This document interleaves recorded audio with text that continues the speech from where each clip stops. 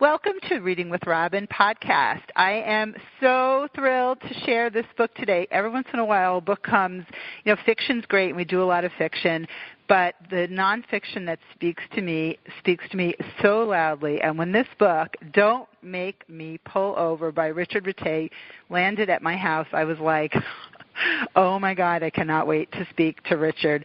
Richard was the last of 4 kids raised by 2, I love this, mostly attentive parents.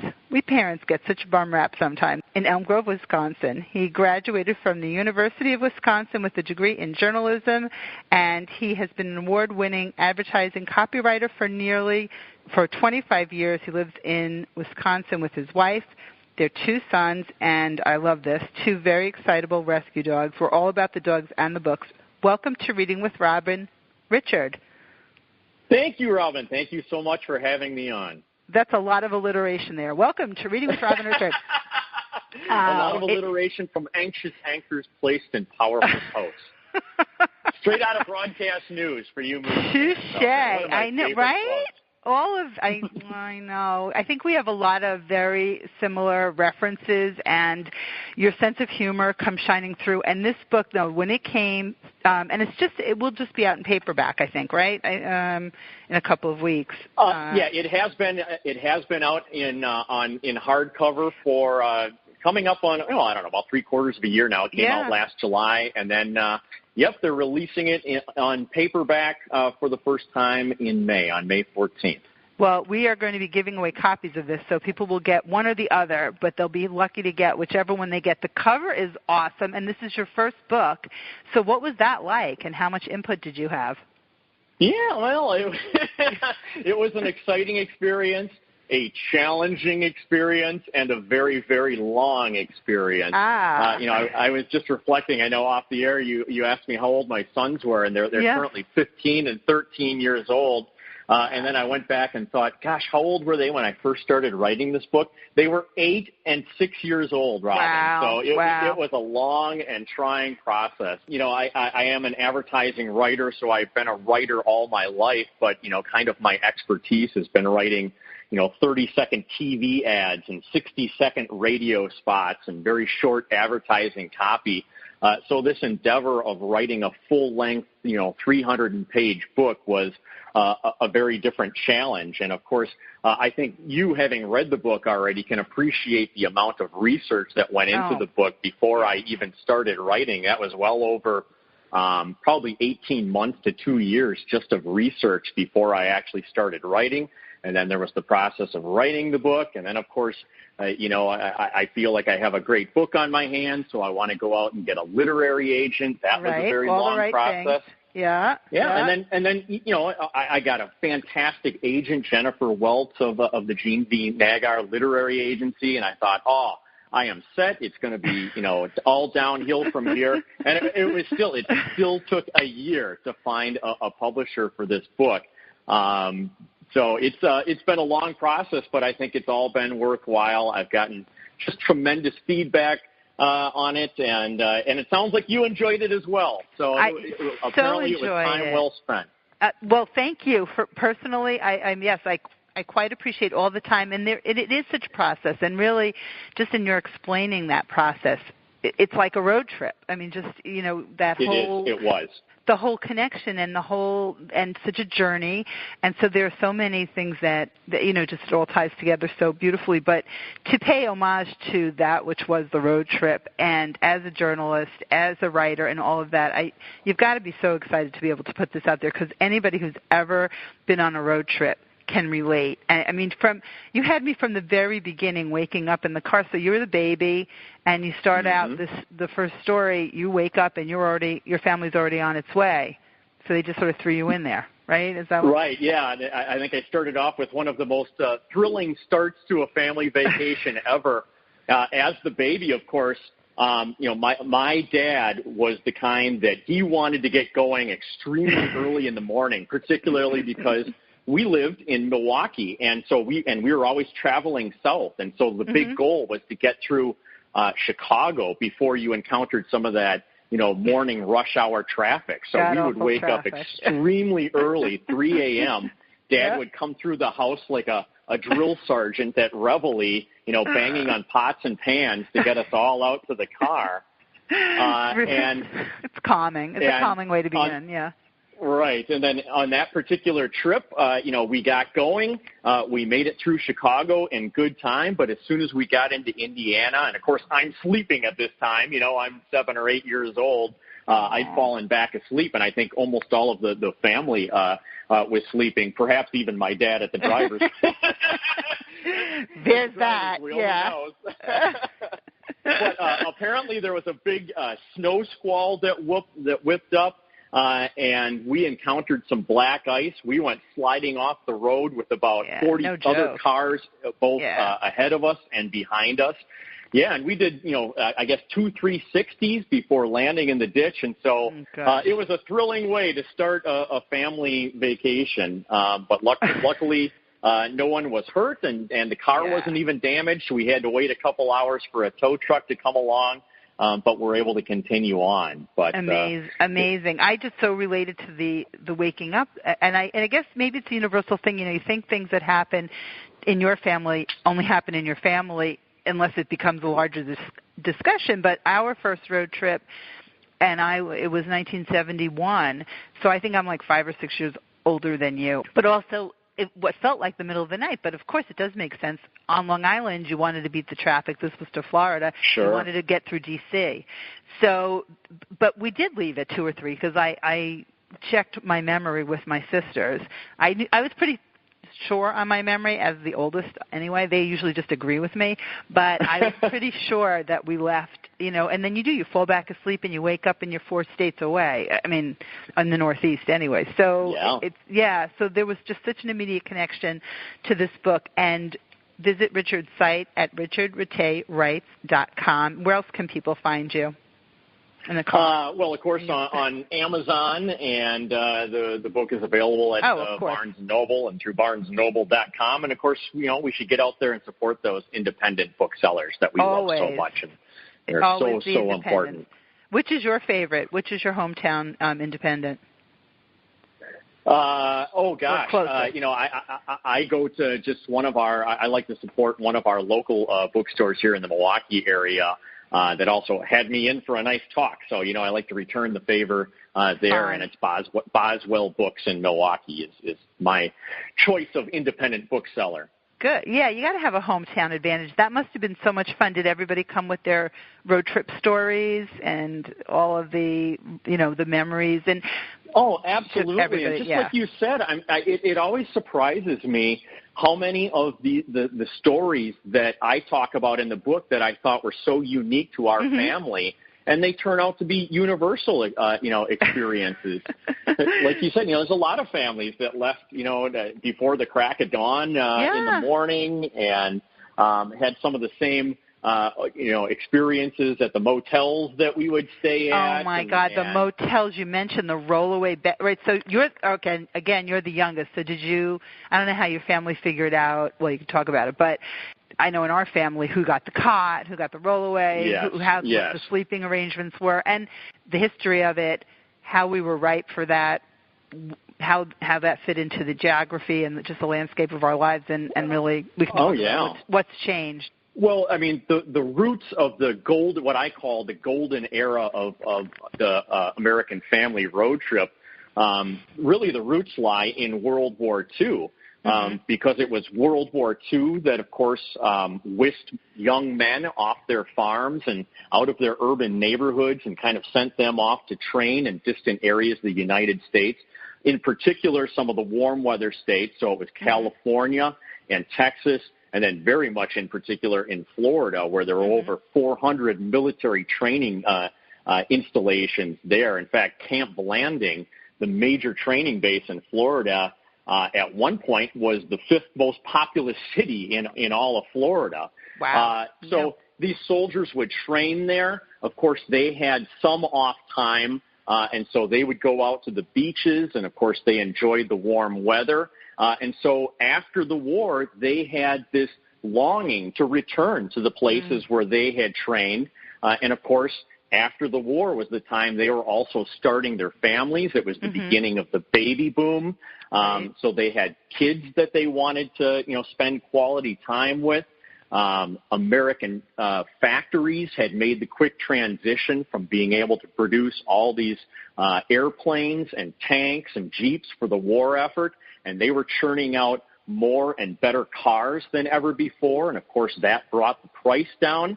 And the other big factor was that this was an era where air travel was still incredibly expensive. You would pay anywhere from 3 to 8 times more for the air tickets that we, the prices that we pay today for an air ticket to go to the same destination. So it was much more expensive back then.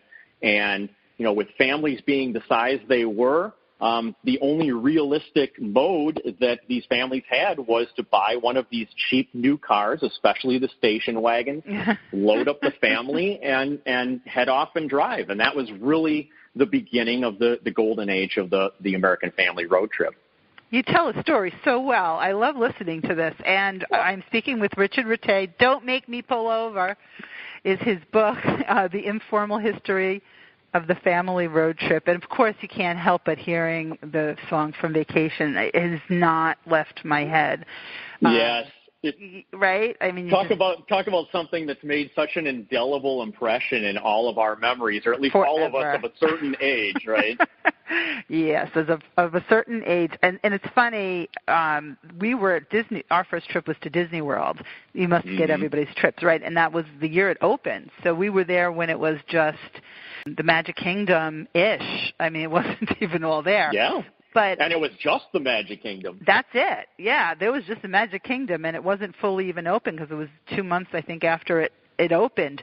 But you talk about so many familiar things in this book, from the good old fuzz boxers and the CB radios and the Hojos, and I don't know if you mentioned it, if I missed it, but I remember our family had the trip tick, and we'd figure out the mileage. So that, how we were doing on mileage. I remember a calculator. I don't know why this mattered, because when you're running out of gas, you just get gas. But it was something about figuring out the mileage. Well, except if you were in my car with my dad driving, you didn't just get gas. and no, I guess we didn't either. After you finish your line of thought here. No, we probably also just didn't either. I just remember, you fall asleep in the back and the car stops and it's either gas or are you feeding us? What's going on? How did your dad decide where to get gas? Well, my dad was the kind of dad, and it's funny because I discovered that there were 2 types of dads in doing the research for this book, and about 80% of dads fell into the category of my dad, where they were all about making what he called making good time. Oh my God, that's what we said. Making time, making time. You you had to pee in 30 seconds. We gotta make time. Yeah, for what? And for what?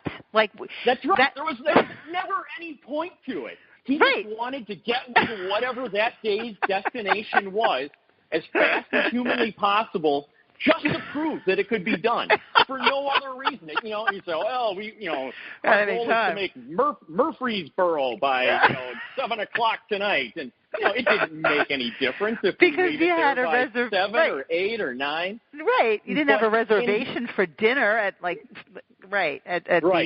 Cracker Barrel or the whatever other place we ate at. That's so funny, Richard. And I actually have a bunch of pages dog-eared, and I see the whole triptych and the triple. I mean, things that really just don't exist now. That's hilarious. Well, we fell into the making time, and we were always trying to beat our own time. Yeah, and so my dad never wanted to stop any more than he absolutely had to, and that meant stretching every tank full of gas to the absolute limit. And my dad believed in his heart of hearts that even when the needle on the fuel gauge got to E, that there was still 40 miles worth of gas left in that tank. It was put there as a reserve by the automotive engineers, just as a little, extra emergency measure for anybody who really pushed it. And, I'll tell you what, in our experience, he was probably accurate, because he would always push it every last drop. And I tend to do that, this, of course, too. would drive my mom absolutely nuts. Because, of course. Like most moms, my mom was, prudent and wanted to refill our tank of gas whenever we got below a quarter tank because she didn't want to be the one sitting stranded at the side of the road having to take care of 4 kids while Dad was going off, hitchhiking or walking down the road to get a couple of cans of gasoline, right? This was the source of constant arguments in our car, and it happened, of course, every tank full of gasoline. Oh, and there were so many occasions, where that needle would get to E, and my dad would use this little gambit of his called, the town just up ahead with extra bonus. And so he would pass up getting off an exit when the needle was on E, saying, "Oh, I know a little town up ahead, and they have a McDonald's, and not only can we get gas, but then we can get burgers for the kids, and I'll get you a coffee, and we'll be all set."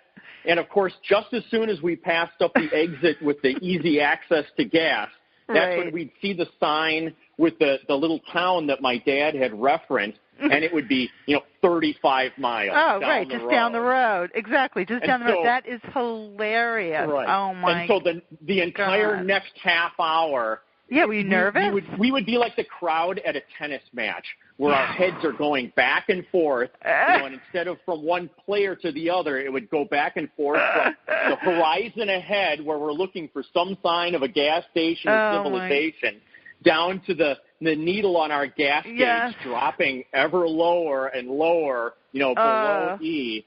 And every time, somehow, by divine intervention, we would somehow make it to that small town up ahead, until about 1978, when we, in fact, did run out of gas. I was going to ask.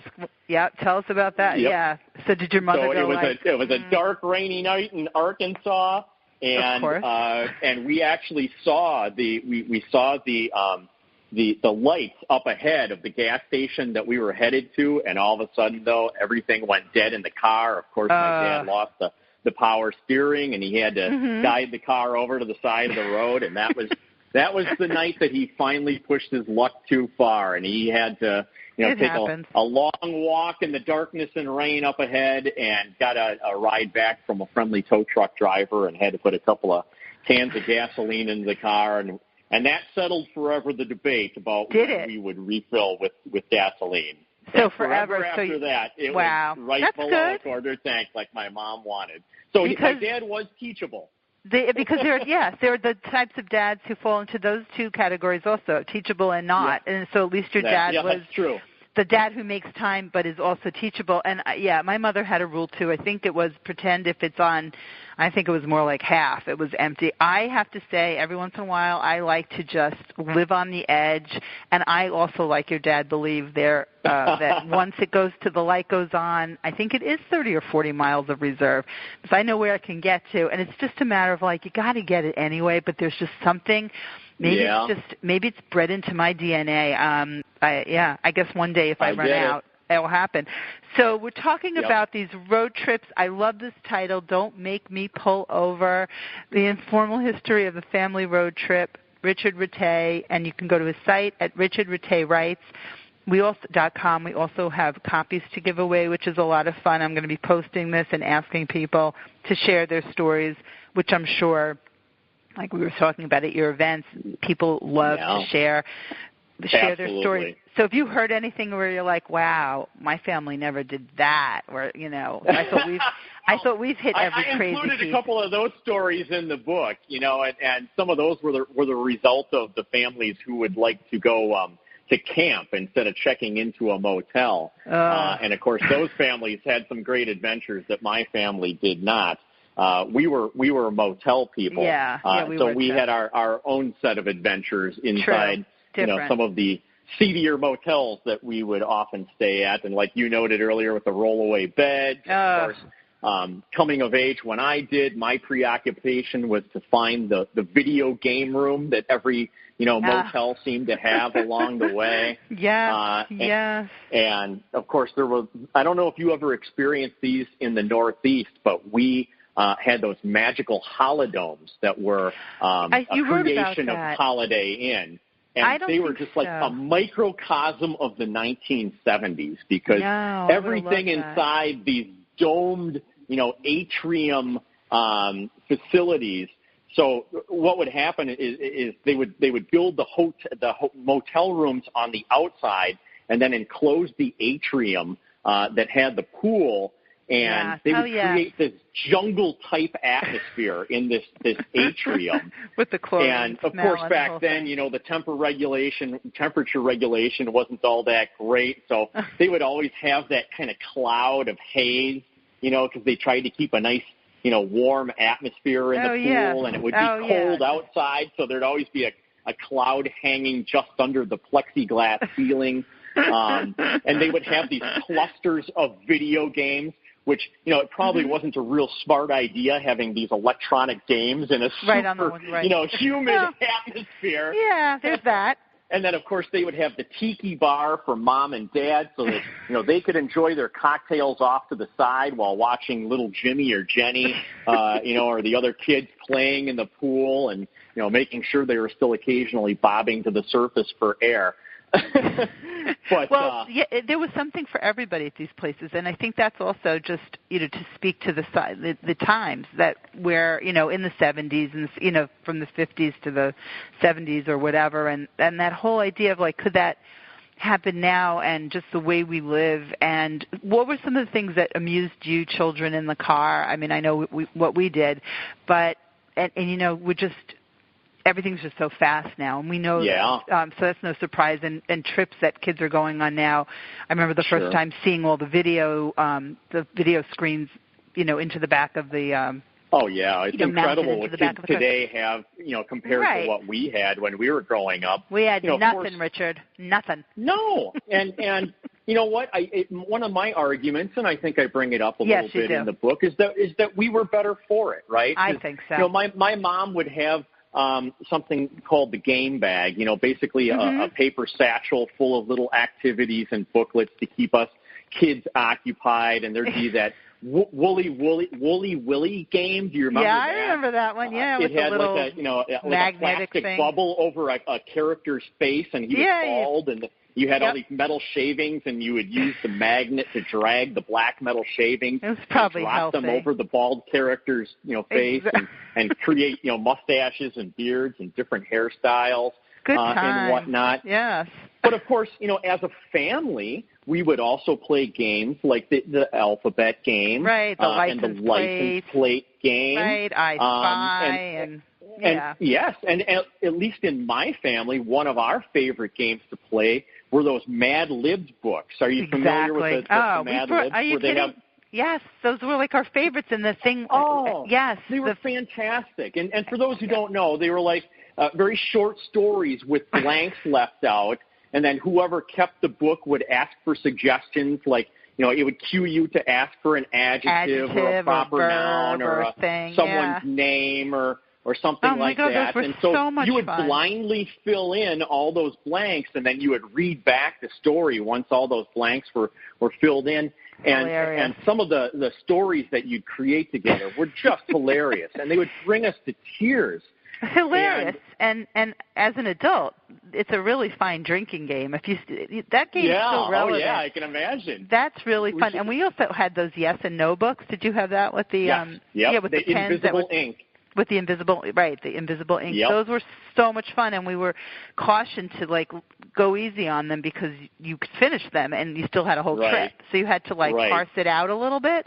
And I'm on the phone with Richard Ratay. We're talking about his fabulous book. Anybody who's ever been on a road trip or wants to go, and I want to speak to that too. You must get this book, and we will be giving away copies. It's called "Don't Make Me Pull Over." An Informal History of the Family Road Trip, and it's out, and you can visit his site at richardratay.com. Yep. But just going back to some of those games, I mean, the key with those games, or so many of them, is that they created a shared interactive experience among the family, right?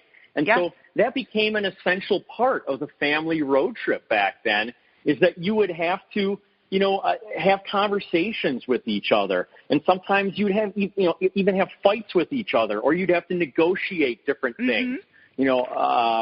About, whether it was pleading with Dad, to finally stop for lunch, or who got control of the one Mattel electronic, football game that you had to share with your two other brothers. But it was all about an interactive experience back then. And if you compare that to the experience today, and I still go on road trips with my sons today and my wife. Yeah. But you have to be wary, because with all of these electronics, these personal electronic devices that we have today, whether it's, the iShuffles or the iPhones where they can listen to their music, or iPads where they can watch a complete movie all to themselves. It's very easy and tempting for everyone to kind of lapse back into their own little personal private worlds and never actually speak to each other. It is tempting. And we've talked about that just in terms of the holidays. I mean, not to take it off the road and into the house, but it translates. And it's the same. And it's really hard when the adults are the biggest offenders sometimes. So that's... Right.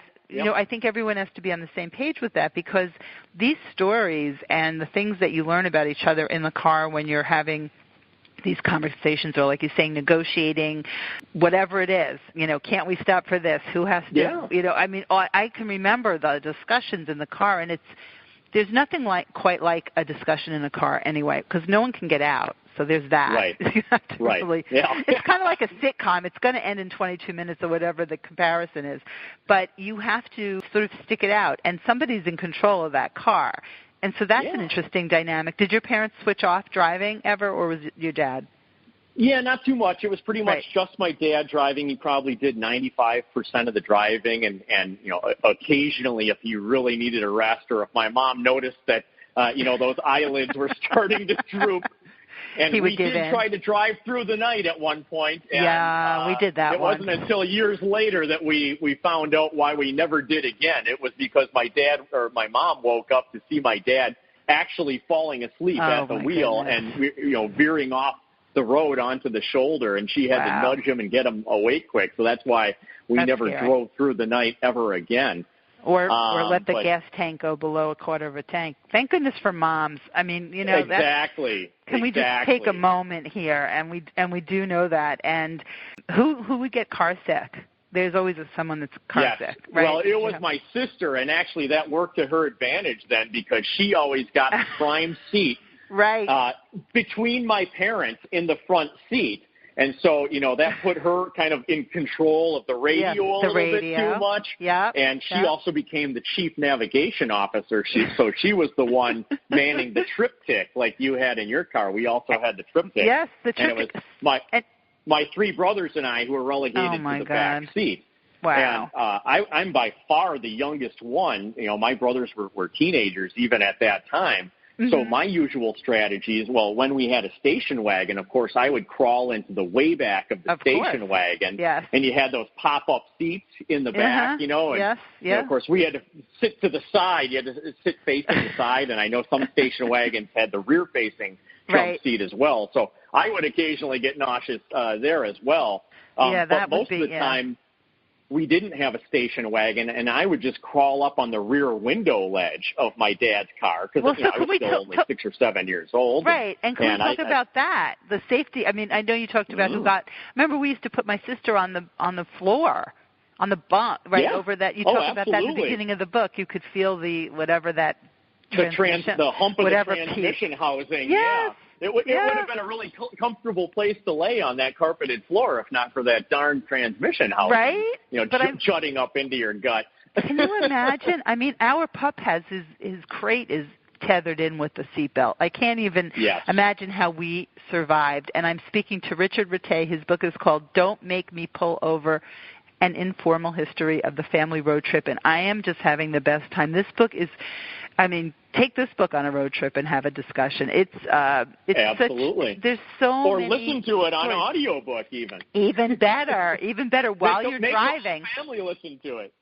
Yeah, absolutely. You're all in there. Doors are locked, and we're listening to this. And we do like listening to audio in the car. I mean, so that is another. At least that's a shared experience if everybody's listening to that. But just the memories that reading this book evokes, and stories that we've told through the years and that we like to pass down, so your children know the story. Well, they have the book too, but they've heard the stories of the family road trips.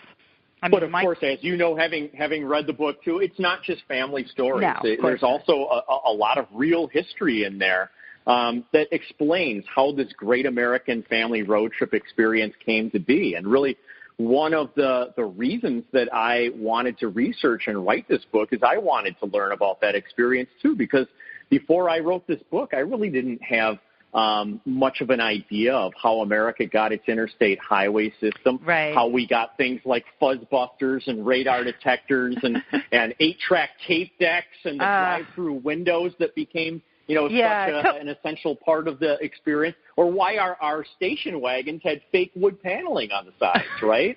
I mean, those were questions that I really wanted to learn the answers to, and so that's you do answer a lot of it. It's a great historical romp, and like you said earlier, all of the time that you put into the research and weaving your family story through it just makes it such a treat of a book. I mean, if you know anybody that says their family went on the best, they handled the road like nobody else's family. And I can think of people who love to tell those stories. I mean, my husband's family, for one of the stories I heard the most was this road trip that they took the summer he was 5, and it was like a 6 or 8 week excursion, visiting, a lot of visiting. Yes. And we've heard the stories. We still have some of the souvenirs. Sure. I mean, how can you can't replace those kinds of stories. And that's the thing, Robin. I asked you who went on the best road trips of all time, and the answer is each one of us did, right? My family, because we created memories that are so personal and so special to each one of us, and that was the magic of the family road trip experience. It didn't matter, and you'll notice in the book, we never get to a destination in the book, right? Because it was never about the destination that we actually traveled to. It was about the journey along the way that became so meaningful to so many of us, right? Yeah, no, it's true. I mean, making memories, and that is, and those are the things that I think of. Like you're talking about your sister with being car sick. So the little one in my family, that was her thing, and we had, toys or whatever things to play with in the car. And I remember having to give up the cardboard box just in case. And I was like, but that's my box. That's my toy. But she may need it. And I'm like, well, what do you mean? Yeah. Oh, she may mean it. Yeah. And I mean, and we had some kind of altercation anyway on the CB radio with, I guess, we were always chuck. People don't know what that means. It's very annoying to the truck drivers when people in cars are squeezing that little button to get on the CB radio. Yeah. I mean, this was before all of the magic of the iPhones and all of that. And do you think a family could take a 1970s style vacation car trip today? You challenge anybody to? I've been tempted to do it myself. But the new experience that we chose to do instead is we rented an RV for the first time a few years ago. And took an RV trip on that quintessential American road trip out to Mount Rushmore. And so that, that's a long drive even from Wisconsin. But it was just a magical experience. And I'll tell you, Mount Rushmore was a fantastic final destination. It was great. We enjoyed it. Mm-hmm. But it was all the stops that we made along the way that really made that trip so special. So in Iowa, we stopped at the Field of Dreams where they filmed the famous Kevin Costner movie. Yeah. And that baseball field is preserved exactly as it was in the movie. And my son and I are big baseball players and fans. And so that was a special experience for us. And a few hours west of there, we stopped at the Surf Ballroom in Clearwater, Iowa, and that was the last venue where Buddy Holly and the Big Bopper and Richie Valens played before they, of course, boarded that, fateful flight and crashed into a nearby cornfield. And kind of like the Field of Dreams, that venue is preserved almost exactly as it was, from the 1950s and when all the greats played there, and it's kind of a museum to that era of rock and roll. So that was fascinating. And then, of course, in South Dakota, we stopped in the Badlands and the Minuteman Missile Historic Site. Of course, America's nuclear arsenal of Minuteman missiles was mostly located out in South Dakota, and they still have some of those missiles in the silos, almost like positioned like they were ready to go, just like they were during the Cold War. And that was, fantastic. And we went to go see Custer's Last Stand and a mammoth, the woolly mammoth. I don't know what you call it. It was a fossilized dig, where they found a bunch of woolly mammoths out there. And it was all these stops that you made along the way that really made that trip so memorable. And you can only make those stops when you are out exploring America in a car rather than flying over the country in an airplane. And that's what makes road trips so special. So cool. And there's so many neat things to do. I mean, we love taking road trips, and we've done some really neat ones. And I agree. We do it differently because we're in control of the car now. And, there's something about I think we'll just stop. I think we'll get gas. I think we'll call ahead and know where we're staying tonight. I mean, there's certain comforts, but there's a nod to the old way of doing things also. And you talk in the book, which I loved, about getting the souvenirs along the way and then wondering if there might be something better up ahead. And those souvenirs were a really big deal. And I still have some of mine. And they really do punctuate a certain, you remember being there, and I just can remember that we went to some wax museum where it said don't touch, and of course somebody had to reach their hand over to, and I was thinking, of course, I'm the oldest, so I'm like, oh, someone's going to come get us, it says not to touch, or pulling off the road, and the oranges are there in Florida, but you're not supposed to take them, so of course you take some, and just always thinking something was going to happen, someone's going to pull us over or something, or some truck driver. This might be explaining a few of my neuroses as I'm talking through the road trip, and it's Don't Make Me Pull Over, Richard Ratay's book. This will just bring back memories, make you think, and make you want to, I think, hop in the car, because what's better than a road trip? You remember you saw the movie Michael, right, with John Travolta? I think I might have seen parts of it, but I don't really have a vivid memory of it. They take, not to put you on the spot. You know that great movie, Richard, my old friend here, about Michael, John Travolta. Well, he wants to go on a road trip at some point. They go on a trip, but he wants to see things across the country, and it's important that they drive. It's a really good movie if you haven't seen it, the whole thing, or it's time to revisit that. But there were really cool things that he wants to see, and there's so many things to see in this country, so I highly recommend the road trip, and absolutely Don't Make Me Pull Over. What a title. Did your dad pull over? Who among us didn't hear that phrase flung at us? Right? Who among us didn't use that phrase? Things you never thought you'd say. I remember. We're just going to turn around. I'm just going to turn this car around. But so like many dads, my dad would often threaten it, and he would bust out that phrase. But again, he was so intent on making good time, he would never waste the time to actually make good on that. Right? That's so funny. Yeah, on a road trip it's different, but just for a normal errand, didn't know years ago to actually carry through on that. But right, got to make good time. We're making good time. We were 3 girls. And how quickly do you think you could really get in and out of a bathroom like that? But it was I think we all. So if you stopped, you all had to go. But what if you don't have to go? You're going. We may not be stopping again. You better go. Good as I go into in the book, I mean, my dad had a strategy to make sure that he limited the amount of time that we had in the restroom, because we would typically instead of stopping off at a rest area, we would have to take care of our rest stops while Dad was picking up food going through the drive-through of the McDonald's. So he would pull up along the curb before getting into the drive-through line, right. And we would basically jump out and try and locate the bathroom in the McDonald's as fast as humanly possible, so that we could make it back outside on the other side of the restaurant and intercept my dad after he had picked up our food at the drive-through window and before precision. he took off. And he would time our performances. I bet he would. He would note on the clock, okay, it's 6:54 or whatever. And, we'd make it back on the other side and, hey, you guys really picked up the performance today, 3 minutes, something like that. It's a lot of stuff to work out, man.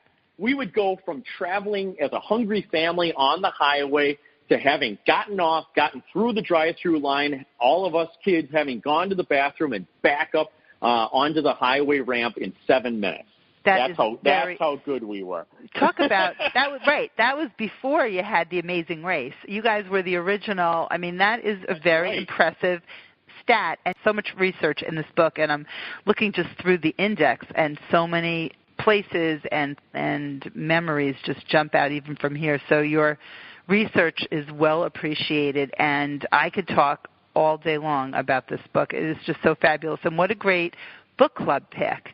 And this is something to talk about in your book clubs. It will brings up so many stories, and stories are what connect us. And so it's a treat of a book, Richard, and it's such a pleasure to speak to you. And it's Richard Ratay's Don't Make Me Pull Over. Visit his website at richardratayauthor.com, and we have several copies that we'll be giving away. So when I post this, you'll see the picture and the book, and you can enter to win and share one of your stories with us. And I want to thank you so much for your time. Robin, thank you so much. And I also want to add one other place that I forgot about that people might enjoy and that they can find me, and that's on Facebook. I have an author page, Richard Ratay, King of the Road Trip, and that's a place where I post a lot about the little devices that we had in our car and things like, the magic fingers massagers that were attached to our motel room bed. Yeah. And it's also a great place where people share their own family road trip stories. So there's a lot of great reading and a lot of interesting stuff on that page as well. So I wanted to make sure that people were aware of that. Thank you for telling me. Robin, I'll make sure we post the audio there also so people can tune in and hear how much fun we had on our little trip. Absolutely. And Robin, thank you so much for having me on. I really enjoyed our discussion. I hope your listeners enjoyed it as well, and I hope my book stirs up some fun memories for them. Oh, it absolutely did for me, and I know it will for them. Thank you so much.